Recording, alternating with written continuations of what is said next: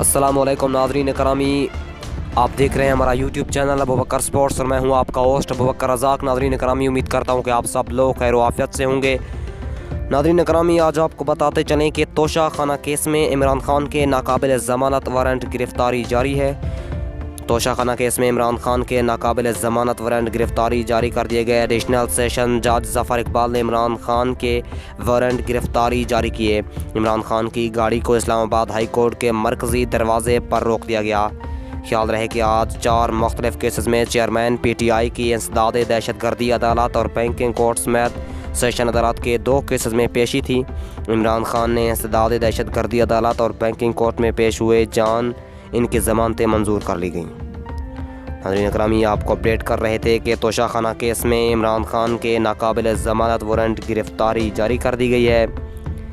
Additional session जज ज़फ़र इकबाल ने इमरान खान के वारंट गिरफ़्तारी जारी किए हैं। नाज़रीन करामी, अगर आपको हमारी वीडियो अच्छी लगे तो वीडियो को लाइक करें और चैनल को सब्सक्राइब करना ना भूलें ताकि बर वक्त आपको अपडेट मिलती रहे।